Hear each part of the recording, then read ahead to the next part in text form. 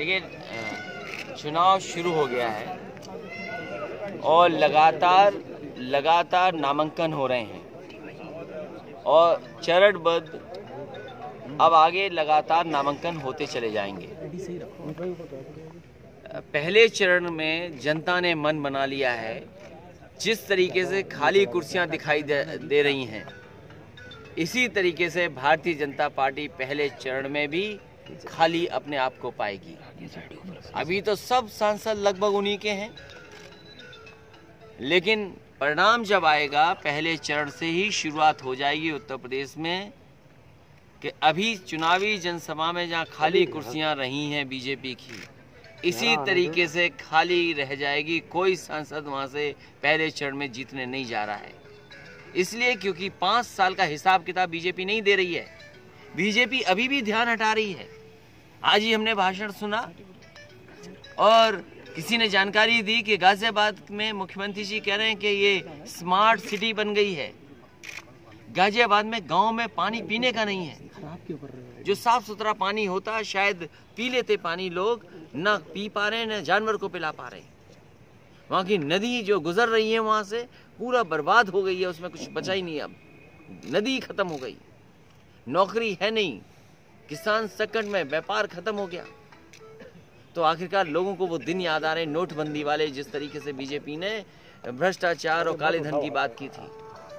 आज सरकार अपनी उपलब्धि नहीं बता पा रही है, इसलिए जब उपलब्धि नहीं बता पा रही है तो जनता भी वोट नहीं देगी उन्हें। योगी आदित्यनाथ ने अभी कहा है कि जिस तरह से जो लोग राम और कृष्ण का विरोध करते थे अब मंदिर जा रहे हैं, ये क्या पाखंड है? समाजवादी पार्टी, और जहाँ तक हमारा सवाल है, हम तो हर भगवान को मानने वाले हैं। हमें तो जहाँ मंदिर दिखाई दे जाता है हम दूर से ही नमस्कार कर लेते हैं। कोई धार्मिक स्थान होगा हम नमस्कार कर लेंगे, प्रणाम कर लेंगे और आशीर्वाद मांग लेंगे, और मांगते भी आशीर्वाद। लेकिन मैंने कई मौकों पर कहा, मैं फिर कहता हूँ, चुनाव में हमारे पास मुद्दे होंगे। हम सरकार से पूछना चाहते हैं कि अगर 1 किलो आलू भी खरीदा हो तो बता दो।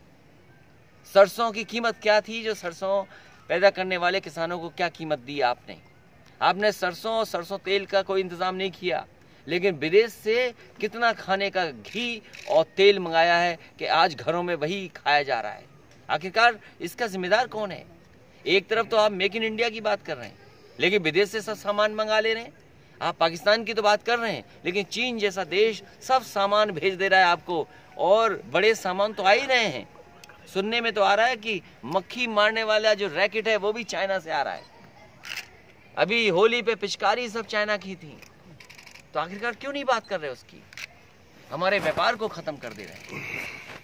आजमगढ़ लोकसभा में आप चुनाव लड़ रहे हैं, क्या मतलब लग रहा है कि बीजेपी आपको फाइट कर पाएगी? वहाँ पर निरहुआ को उतारा है आपने। अब मुझे तो नहीं पता है कौन उतर रहा है, लेकिन भारतीय जनता पार्टी के खाते नहीं खुल रहे हैं, ये मुझे जानकारी है। जिस तरीके से देखा जा रहा है कि भारतीय जनता पार्टी अपने उम्मीदवार घोषित नहीं कर पा रही है, चुनाव करीब आता जा रहा है, क्या पहले ही चरण में मतलब हताशा उसके सामने आ रही है? भारतीय जनता पार्टी की कोई रणनीति होगी, अपना प्रत्याशी उसी हिसाब से तय कर रहे होंगे। स्मृति ईरानी 5 बार हारी हुई हैं और अमेठी से चुनाव लड़ रही हैं, लेकिन राहुल गांधी 2 जगह से कर्नाटक से भी लड़ रहे हैं। क्या लग रहा है, उनसे भी हार का डर हो गया है? अगर मुझे और सवाल पूछ रहे तो अच्छा लगता। पता नहीं आप किन के बारे में पूछना चाहते हैं हमसे। ये तो नेता पर डिपेंड करता है कि कितनी जगह लड़ना चाहते हैं। फिरोजाबाद की सीट इस समय बड़े कांटे की टक्कर है। आपके मोबाइल से लग रहा है कांटे की टक्कर है, लेकिन जनता ने मन बनाया हुआ है कि समाजवादी पार्टी और बहुजन समाज पार्टी के गठबंधन को एक वोट जाने जा रहा है, और साथ ही हैंडपंप भी है एक साथ।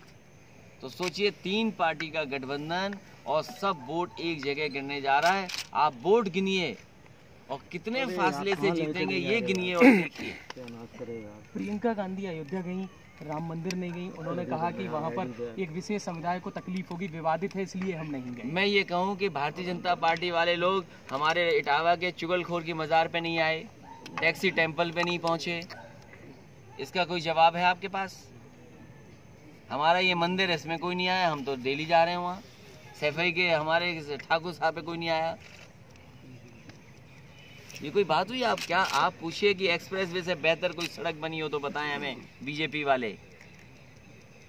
बीजेपी वाले बताएं कि एक्सप्रेस वे से बेहतर कौन सी सड़क बनी है, और अगर ये सड़क बुरी लग रही है उन्हें तो एक्सप्रेस वे पे न चलें, नीचे चलें सर्विस लेन पर। समाजवादी पार्टी के बहुत अच्छी सीटें आ रही हैं।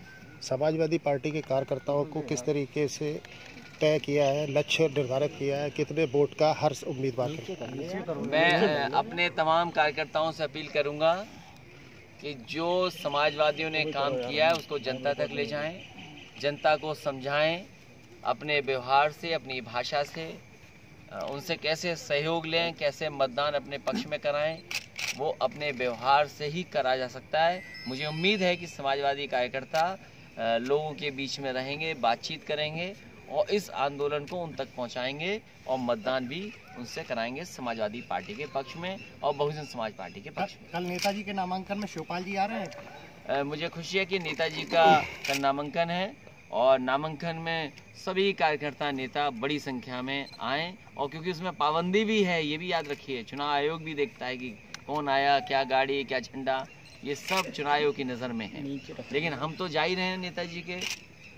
नेताजी की जीत के लिए कितना लक्ष्य रखा हुआ है? जिस तरीके की सूचनाएं आ रही है, देश की सबसे बड़ी जीत अगर किसी की होगी तो मैनपुरी लोकसभा में, और मैनपुरी की जनता नेताजी को सबसे ज्यादा वोटों से जिता करके भेजेंगे। Thank you.